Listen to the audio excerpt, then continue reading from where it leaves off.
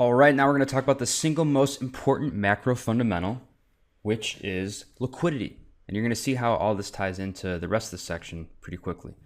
So the holy grail fundamental is liquidity. And no, we're not talking about the ability to get in or out of a position. So sometimes liquidity is used to refer to how much money exchanges hands in a day in a particular security, or how wide the bid-ask spread is on that security. Don't worry about that definition right now. We're talking about liquidity in terms of cost of credit. Okay? And is debt and credit easy to come by or hard to come by? That's the big question. And now you can see why this is so important, because if credit is the majority of the economy and credit really drives most of the demand, most of the buying, we better know if it's easy to come by or hard to come by. That's very, very critical.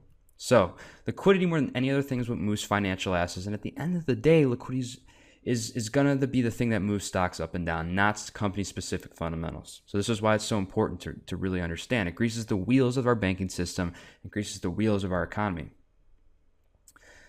And so when we talk and analyze liquidity, we refer to as easy versus tight. So when there's a lot of liquidity in the system, cost to borrow is low, we call this easy money. Financial assets tend to do well. And when liquidity is scarce, cost to borrow is high, and this is what we call tight money. Financial assets don't tend to do as well when money gets tight.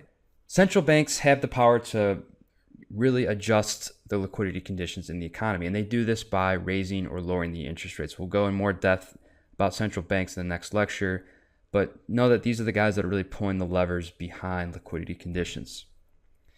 And here's our good old pal, Stan, the man, really explaining in his few quotes here. I'm going to read you why this is such an important holy grail fundamental of macro. Frankly, even today, many analysts still don't know what makes their stocks go up or down. And Juck is referring to, of course, macro liquidity. The other thing he taught me is earnings don't move the overall market. It's the Federal Reserve Board. And whatever I do, I focus on central banks and focus on the movement of liquidity. While most people in the market are looking for earnings and conventional measures, it's liquidity that moves markets.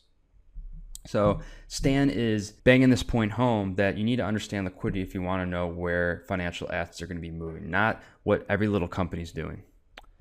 So this is a little proprietary model that we built for ourselves, and it basically assesses liquidity conditions of the U.S. So this is something we really keep track of. We really want to know what the Federal Reserve is doing to our economy so we can assess which way financial assets will travel.